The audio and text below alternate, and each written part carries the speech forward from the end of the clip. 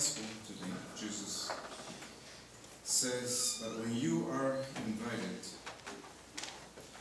go sit down in the lowest place, so that when the one who invited you comes, he may tell you, friend, go up higher, then you should have glory before them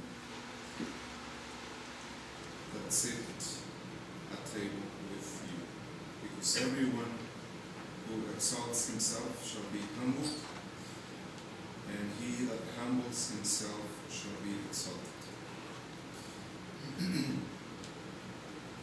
Well, the thing here is that we all come into this world affected by pridefulness. In other words, we come out of place. We are born out of place, and we have our entire lives simply to find our place before God, before others, our faith, our place in creation.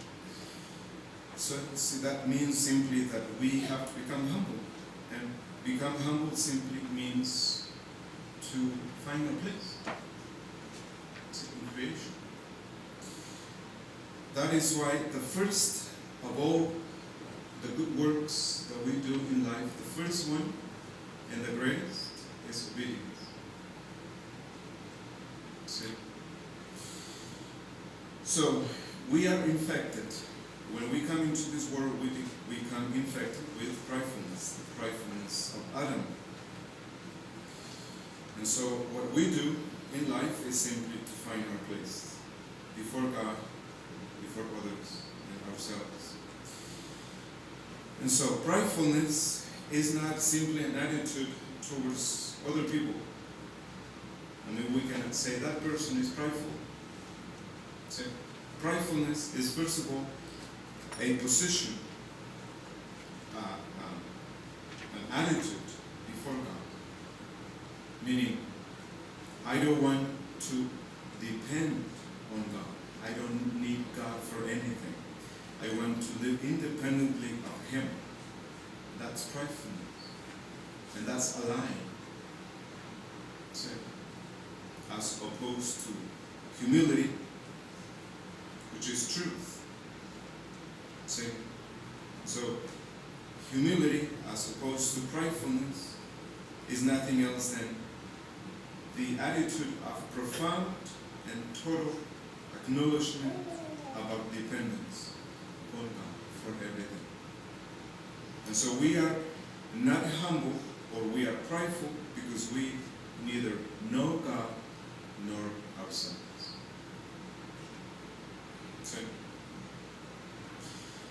So why do we have to be humble? Well,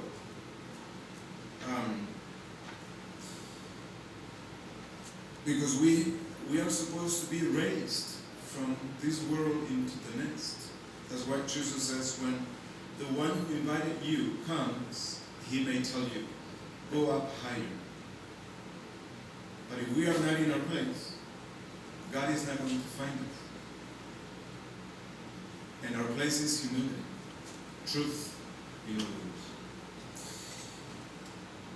Because the truth of the matter is that among all the creatures in which we find pleasure, and towards which our nature seems to be attractive the most, self, with no doubt, holds the first place.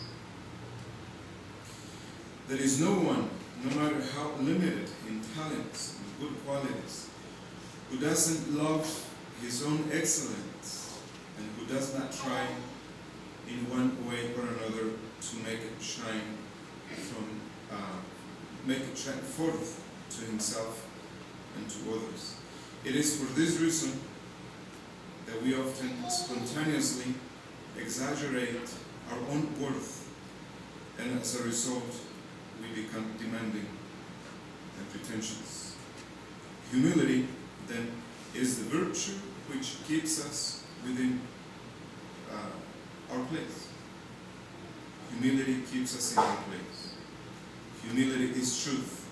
It makes us realize that in the sight of God, we are only His little creature, entirely dependent upon Him for our existence and for everything that we do. Having received life from God, we cannot subsist even one moment independently of Him.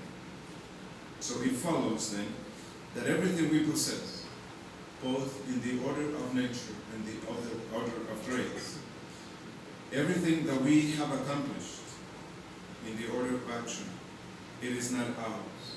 But everything, in one way or another, everything is a gift from God.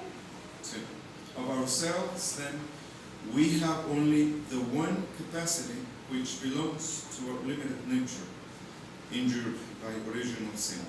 The capacity to fail in our duties and to offend God. If we take away from ourselves what belongs to God, we will find that of ourselves we are nothing, or rather less than nothing. Because nothingness is incapable of offending God, and we do offend Him. See? So we are prideful by nature. We are not humble by nature. See? So acknowledging that we are proudful is the beginning of humility. So to flatter ourselves that we are humble is the beginning of pride. And the more humble we think ourselves to be, the greater is our pride. Now, everything that has happened to you in your life, every single thing, and everything that is going to happen to you is going to have one single purpose: to place you in your place, to put you in your place where you belong. That's the only intention God has in allowing everything that is going to happen to you. And that means sickness, failures, pain, suffering, poverty, humiliation, all of these things. So we should be very grateful to God. Because in most of the cases, He's the only one who knows what we need, the remedy that we need, whether we are humble or not. And then He applies the remedy. See? He has not allowed you to go through anything that He would not consider to be good for you. See? So, it is important for us to consider that. So, how do we know that we are grateful? Well, if we want to be first in everything, if we want to have everything that others have and better than them, all of these things. So, now, how do we know if we are humble? Well, the same thing as with being prideful. If we love humiliation, poverty, simplicity, obedience, objection, if we love these things, we know that we are humble. See? So, that is why Saint Ignatius Loyola says in his exercises that there are 3 types of humility. The first one, or the first level of humility, and the greatest, the first one is to detest mortal sin in any way, shape, and form. The second level of humility would be to detest venial sins. And the last and most important, not to have our own will, or to share our own will with God's will. So, God has only one thing in mind: to conform us, to bring us as closer as possible to the life of our Lord. Because without humility, we are not going to heaven. We are not going to heaven.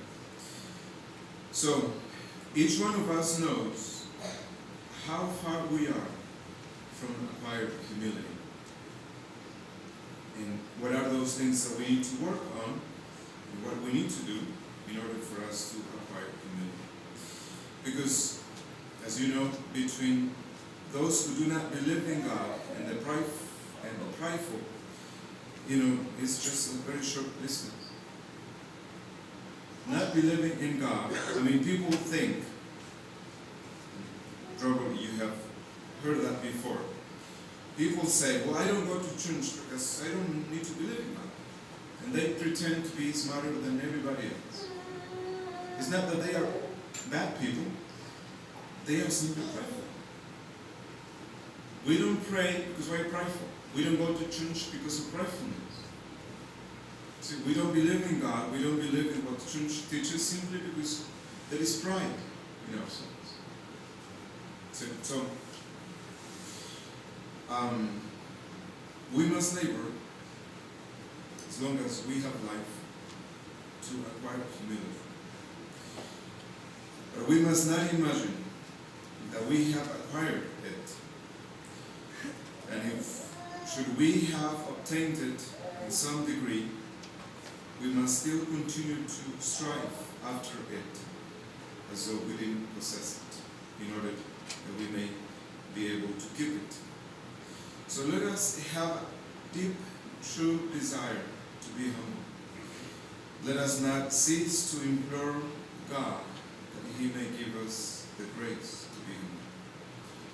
In the name of the Father, Son,